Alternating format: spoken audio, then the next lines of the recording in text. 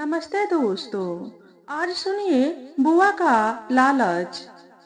बुआ मुंह से तो ना कहती, लेकिन उनकी मंशा यही थी कि लड़कों की शादी में मोटा दहेज वसूले।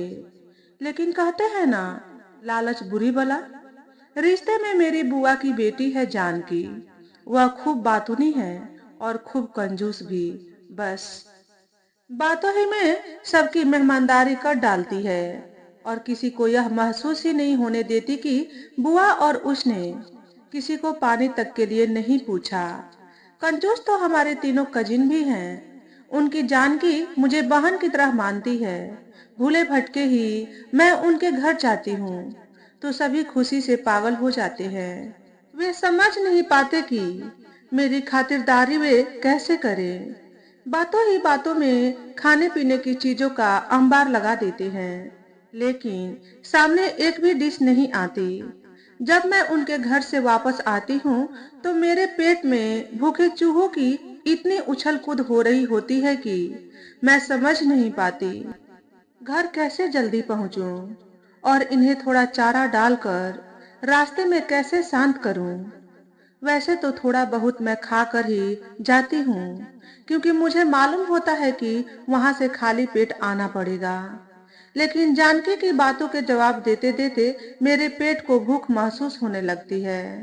जब मैं उठने लगती हूँ तो जानकी मेरा हाथ पकड़कर तपाक से कह उठती, नहीं नहीं, इतनी जल्दी चली जाएगी। वह भी सूचे मुंह, अभी तो बातों से ही मेरा मन नहीं भरा। ठहर, मैं कुछ खाने को मंगवाती हूँ। फिर वह अपने तीनों भाइयों को आवाज लगाकर अपने पास बुलाएगी और डांटने लगेगी, क्यों रे बेवकूफो, तुम्हें जरा भी तमीज नहीं है। शादी लायक हो गए लेकिन अक्ल नहीं आई। देख रहे हो, तुम्हारी कजिन 3 घंटे से आई बैठी है और तुम लोग हो कि उसके लिए अभी तक चाय नाश्ता ही नहीं मंगाया। और वे तीनों सातिर एक दूसरे का मुंह देखने लगते हैं, जैसे पूछ रहे हों, क्या जानकी सचमुच लाने को कह रही है। तभी जानकी फुफकार उठती है, खड़े खड़े मुंह क्या देख रहे हो, कॉफी बना लाओ।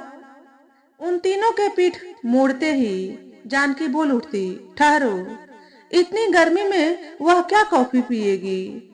पहले ही उसका सिर दुखता है, कुछ ठंडा वंडा ले आओ। क्यों रमा, तू बता ना, क्या पिएगी, क्या मंगाऊं। तेरा गला तो ठीक है ना, अच्छा रहने दे, दही पकौड़ी मंगवा देती हूँ। हाय हाय, मैं भी कैसी भुलक्कड़ हूँ, याद ही नहीं रहा। चंदू स्वीट्स की तो आज छुट्टी है। कल उसके बड़े भाई गुजर गए थे ना। रास्ते में आते हुए मैंने देखा था कि चंदू स्वीट्स के शोकेस खाने से चमक रहे थे, पर नतीजा यह होता है कि मुझे जानकी से हंसते हंसते कहना पड़ता है, छोड़ो इस खाने पिलाने की झंझट को, क्यों तकलीफ करती हो, मैं तो घर से खाकर आई थी, अभी तक पेट भरा है। और इस तरह हर बार मुझे बिना पानी पिए वापस आना पड़ता है। घर के बाहर तक जानकी छोड़ने आती तो चिंता के मारे उसका चेहरा पीला पड़ गया होता। वह अगली बार के लिए अपने सिर की कसम दे देती कि खबरदार, जो मैं कुछ घर से खाकर आऊं। इच्छा तो होती है जानकी से कहूं, तेरी अकाल मौत के डर से मैं आज भी भूखी आई थी, लेकिन बोलने की इतनी भी ताकत नहीं थी कि मैं उसे समझ सकूं कि झूठी कस्में मत खाया करो। जानकी, क्या पता किस दिन तुम्हारी वाणी पर सरस्वती विराजमान हो जाए और मेरे सामने ही तुम एनीमिया की शिकार हो जाओ। खाली पेट तो मुझसे अस्पताल भी जाना नहीं हो पाएगा। हमारी बुआ के 3 बेटे हैं और एक जानकी है। तीनों कजिन ब्याहने लायक हैं। नाम है उनके राम, कृष्ण और महावीर। पूरा परिवार बड़ा धार्मिक व अंधविश्वासी है। चाचा ने तो देखकर शादी की थी, पर फूफा को न जाने कौन सा भक्ति का रंग चढ़ा कि स्वतंत्रता संग्रामी का चोला छोड़कर वे देश से विधर्मियों को निकालने की बातें करने लगी और जमकर पूजा पाठ करते। हाँ, दान दक्षिणा कम ही देते, बातें बहुत बनाते। लड़का रामनवमी के दिन पैदा हुआ था। सो बुआ जी कहती हैं, यह रामचंद्र जी का आशीर्वाद है, इसीलिए इसका नाम राम मोहन रखा। बिचला कृष्ण जन्माष्टमी के दिन दुनिया में आया था, सो वह भगवान कृष्ण का प्रसाद है। तीसरा महावीर हनुमान जयंती के दिन पैदा हुआ था, इसीलिए वह हनुमान जी की कृपा का फल है। मेरी तीनों कजिन से कभी नहीं बनी, लेकिन है तो कजिन ही ना। तीनों अलग थलग रहते थे। जानकी की समझ में आ गया था कि जब तक उन तीनों की शादियां ना होंगी, उसका नंबर नहीं आ सकेगा। वह सबसे छोटी जो थी, सो जानकी उन तीनों के विवाह के लिए चिंतित रहती थी। आते जाते से लड़कियां ढूंढने के लिए तकाजा करती। मेरे पति को भी वह दिन रात याद दिलाती, भूलना नहीं जीजा जी, लड़कियां ऐसी ढूंढना अंदर बैठे तो बाहर तक उनके रूप रंग का उजाला पड़े। मेरे पति कभी कभी हंसते हुए जानकी से कह देते, क्यों जानकी, घर के बिजली खर्च में कटौती करने का इरादा है क्या? अरे नहीं नहीं जीजा जी, महिला घर में सुंदर हो तो घर भरा भरा लगता है। दहेज तो अपने मुंह से मांगेंगे नहीं, वह तो बस लड़की सुंदर मांगती हूँ, जानकी कहती। यह तो तुमने अच्छी याद दिलाई जानकी। कल ही मेरे एक मित्र कह रहे थे, कोई ऐसा लड़का बताओ जो दहेज के चक्कर में ना पड़े। आपकी तो मुझे याद ही नहीं आई। अब आज ही उससे बात करूंगा। ना ना बेटा, वहां बात मत करना, बीच में बुआ घबरा कर बोली। हमारे कहने का यह मतलब नहीं कि हम तीन ही कपड़ों में लड़की ले आएंगे। मैं तो यह कहती हूँ कि मैं दहेज नहीं मांगूंगी। वैसे लड़की के माता पिता देने में कोई कसर थोड़े ही रखते हैं। लड़की खाली हाथ चली आए तो भला ससुराल में उसकी कोई इज्जत होती है? पति भी बात बात में बहू को डंक मारता है कि कैसे भिखमंगों की लड़की पल्ले पड़ी है। बुआ बड़ी तर्कपूर्ण बात करती, जानकी भी बड़ी बूढ़ी की तरह सिर हिलाती। लेकिन बुआ जी, आप अपने राजकुमारों की पढ़ाई तो पूरी हो जाने दो। यह बीबी का ढोल क्यों उनके गले में बांधती हो? पति बुआ को समझाते। अरे भैया, तुम समझते क्यों नहीं? लड़कियां क्या रास्ते में बैठी हैं जो बात की और उठकर चल देंगी? समय लगता है उन्हें ढूंढने में, फिर कुछ समय तो सगाई भी रहनी चाहिए। दोनों परिवारों को एक दूसरे को समझने का मौका मिल जाता है, लड़की के चाल चलन का भी पता लग जाता है। इन तीनों का निपटारा हो तो जानकी की बात चलाऊं। और बुआ जी, यह क्यों नहीं कहते कि समधियों से खाने को माल भी मिल जाता है? आप हैं बड़ी समझदार, दूर की सोचती हैं। खैर, यह तो बताइए, हमारे सालों की उम्र क्या है? अरे वे क्या छोटे हैं? इसीलिए तो चिंता खाए जा रही है। बड़ा रामनवमी पर पूरा 24 का हो जाएगा। बुआ होठों को दांत के नीचे दबाकर बोली थी। और अभी तक वह तो क्लर्क की नौकरी के लिए एग्जाम दे रहा है। मेरे पति हैरानी से बोले थे, अरे वह क्या जानबूझकर पढ़ा है, या मेरी सरकार ही रिजल्ट सही से नहीं निकालती? राम मोहन खिलाड़ी भी था, हॉकी खेलता है, सारा दिन मैदान के पास बैठा रहता है। पहले तो लड़के आते थे, पर अब सबकी नौकरियां लग गई तो बच्चों के साथ थोड़ा बहुत खेलकर मन बहलाता है। जन्माष्टमी पर 21 का हो जाएगा, वह भी 2-3 बार। कॉरेस्पोंडेंस परीक्षा में बैठकर फेल हो चुका है। तीसरा भी 20 का हो जाएगा। मैं जानती थी कि तीनों अव्वल दर्जे की निकम्मे हैं। फर्नीचर के नाम पर जानकी के घर में 4 कुर्सियां और 2 मेजें थीं। हर कुर्सी अलग डिजाइन की। एक कुर्सी का बेंत ढीला था, 2 कुर्सियां अभी जवान थीं।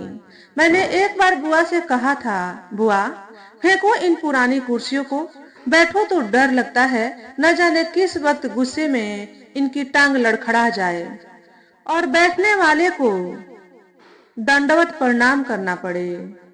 बुआ बड़ी हैरानी से मुझे देखती, फिर कहती, क्यों बेटा, घर में जो बूढ़े माँ बाप हो जाते हैं उन्हें भी फेंक देना चाहिए? मैंने कहा, इंसान और सामान में फर्क होता है बुआ। कोई ऐसा तो है नहीं कि तुम गरीब हो। प्रकृति का दिया सब कुछ है, मकान, जायदाद, पैसा, जेवर और फूफा की अच्छी खासी ऊपर की कमाई वाली नौकरी। जानकी हमेशा की तरह सिर हिलाती बोली, दीदी ऐसी बातें क्या मुंह से निकाली जाती है? दीवारों के भी कान होते हैं। पापा क्या इस पचड़े में पड़ने वाले थे? वह तो भले ही जीत समझ जो थोड़ा बहुत ले लेते हैं। तुम ही सोचो दीदी, खाली तनख्वाह में कहीं 6 जनों का गुजारा होता है? लेकिन घर का थोड़ा बहुत सामान तो बनवा लो। आजकल तो मेज कुर्सी पर खाने का फैशन है, लेकिन तुम हो कि अभी तक कोने पर बक्सों पर कुशन रख कर काम चलाती हो। ना सही ज्यादा फर्नीचर, बैठने को एक सोफा। ना ना, जैसे हैं हम उसी तरह अच्छे हैं। घर में कुछ भी सामान लाने का मतलब है लोगों का मुंह खुलवाना। किसी का मुंह बंद तो नहीं किया जाएगा ना। यही कहेंगे साला ऊपर की कमाई खाता है। इस तरह सीधे साधे रहने से किसी को शक नहीं होता। फिर अब तेरे भाइयों के ब्याह है, 3-3 दहेज आएंगे, घर भर जाएगा सामान से। बुआ ने कहा था उन्हीं दिनों जानकी का किसी लड़के से चक्कर चलने लगा था। उसने मुझे बताया तो सही, पर कुछ ज्यादा नहीं। लड़का शायद विधर्मी था, पर अच्छा कमा लेता था। जानकी ने बुआ से कई बार कहा कि भाइयों की शादी कर दो, पर बुआ तो दहेज के लालच में थी। जब तक मोटा दहेज न मिले वह किसी भी बेटे की शादी करने को तैयार न थी, चाहे वे मामूली शक्ल सूरत के और निखट्टू थे। लेकिन बुआ, यह मकान तो ठीक करवा लो, जगह जगह से टूट रहा है। कल को लड़की वाले घर वर देखने आए तो ऐसा घर देख तुम्हें कौन अपनी लड़की देगा? कहती तो तू सच है। हमने भी इंतजाम कर लिया है। इनके दफ्तर का काम चल रहा है, वह पूरा हुआ कि देखना ठेकेदार हमारे घर का कैसे हुलिया बदल देगा।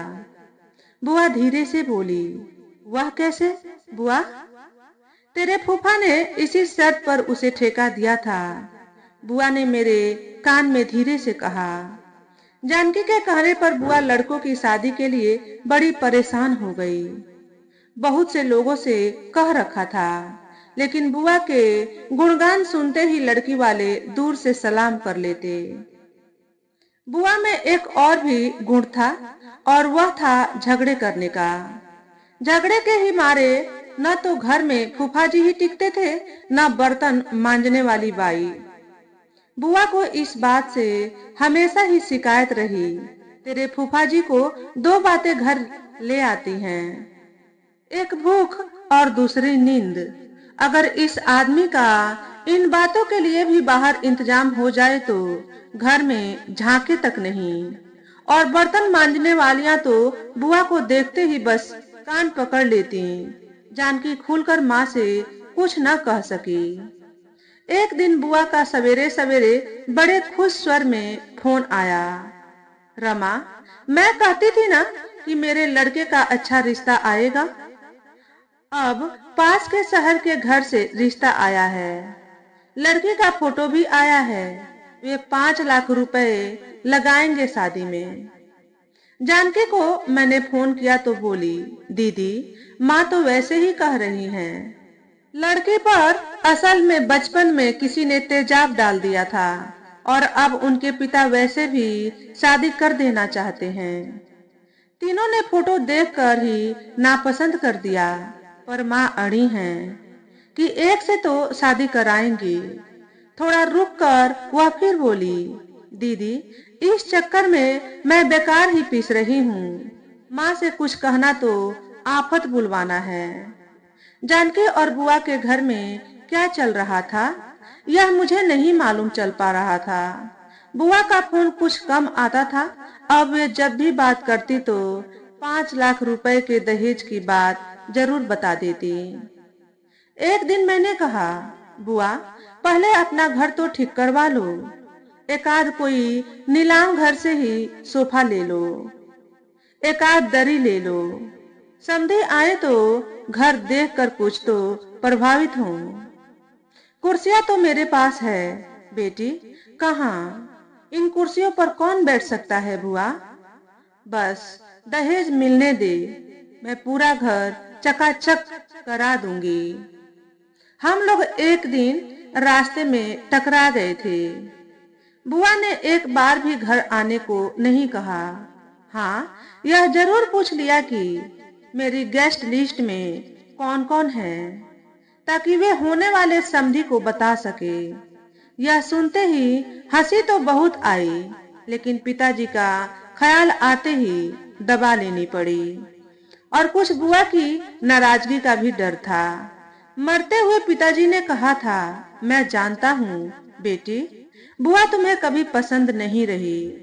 तुम लोग तो मुझे भी मिलने से रोकते थे, लेकिन क्या करूं, 7 भाई बहनों में से हम 2 ही तो बचे थे। कैसे छोड़ देता उसे, बहन जो थी। अब मैं तो जा रहा हूँ, तुम्हारे दादा की यह अंतिम निशानी रह गई है, इससे रूठना मत बेटी, मिलती मिलाती रहना। एक दिन मैंने ही उन्हें फोन किया।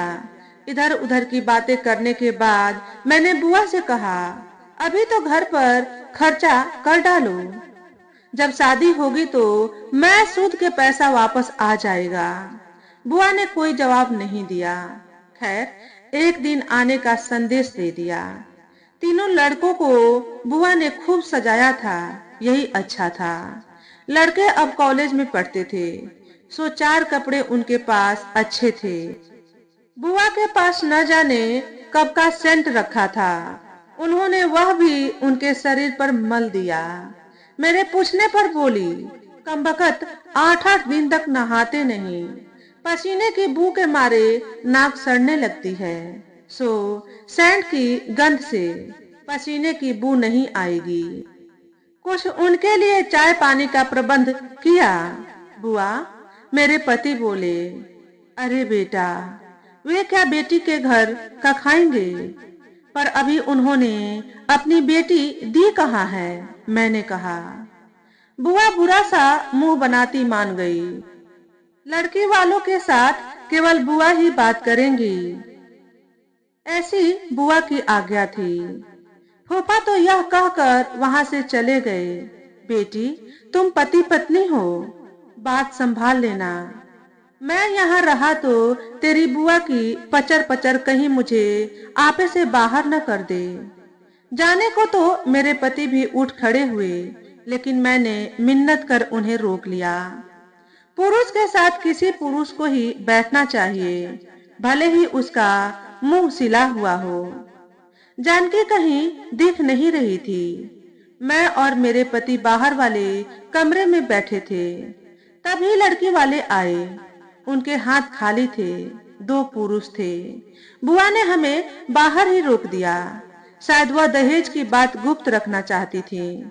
हमें कुछ जोर से बोलने की आवाजें सुनाई दे रही थी। अचानक बुआ की चीख सुनाई दी, हाय दैया, मैं तो मर गई। हम दोनों अंदर भागे, देखा बुआ जोर जोर से रो रही थी और जानकी को कोस रही थी। सब बातों के बाद लड़कों को दिखाने की बात आई तो बुआ झट से उनके फोटो उठा लाई। लड़की का पिता बोला, हमें सैंपल नहीं माल चाहिए। उन्हें महावीर मोहन पसंद आया। बुआ ने झट से उसकी कीमत भी बता दी। मैंने तो सोचा था मैं अपने मुंह से दहेज नहीं मांगूंगी, लेकिन आप अड़ ही गए हैं तो इसके लिए तो मैं 2 लाख रुपए का दहेज लूंगी। मेरी तो 3 लड़कियां हैं, गरीब आदमी हूँ, इतना कहाँ दे पाऊंगा। आपने तो एकदम इतने भाव। इसकी बीमारी पर ही मेरा इतना खर्चा हो गया है भाई साहब। पढ़ाई का तो मैंने बताया ही नहीं। जानते हैं महंगाई का जमाना है, 2 लाख रुपए की कीमत ही क्या है। आप कृष्ण मोहन से कर दीजिए रिश्ता, बुआ बोली। उसकी आंख में नुक्स है बहन जी। फिर जरा वह दादा टाइप है। जैसा कि आपने बताया है, इसी से छोटा पसंद आया था। समधी नम्रता से बोले। पता चला कि जानकी ने अपने बॉयफ्रेंड से शादी कर ली थी और उसकी सूचना अपनी मम्मी पापा को देने की जगह लड़की वालों को दी थी। वे लोग तहकीकात करने आए थे। बुआ को पहले से शक था, क्योंकि जानकी एक दिन घर से यह कहकर गई हुई थी कि वह कॉलेज ट्रिप में कश्मीर जा रही है। उसे स्कॉलरशिप मिली है, उसी से पैसे का इंतजाम हो गया। लड़के वालों ने जानकी की शादी के फोटो और वॉइस मैसेज लड़की के पिता को भेज दिए थे। अब लड़की के पिता अपनी तेजाब डाली लड़की की शादी भी निखट्टू लड़कों से करने को मना करने आए थे। हम दोनों नहीं समझ पा रहे थे कि बुआ का गम क्या है। 5 लाख का नुकसान, जानकी की शादी या बेटों का कुंवारा रह जाना। मेरे पति ने बुआ से कहा, बुआ, जानकी ने बिल्कुल सही किया। मेरे घर के दरवाजे तो उसके लिए हमेशा खुले रहेंगे, पर आपके घर के दरवाजे कोई लड़की वाला नहीं खटखटाएगा, क्योंकि वजह आपका लालच और झगड़ालूपन है। यह बात सबको मालूम है। मैं बता दूं, रमा को बताए बिना मैं जानकी की शादी में गवाह था।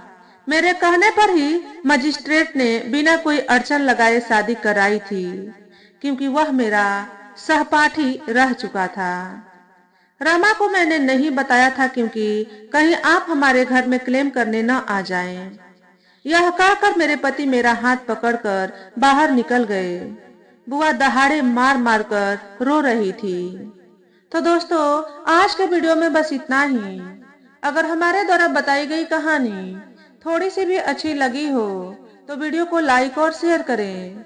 चैनल पर पहली बार आए हो तो चैनल को सब्सक्राइब करके बेल नोटिफिकेशन को ऑल पर सेट कर लें, ताकि आपको ऐसे ही अच्छे अच्छे वीडियो देखने को मिले।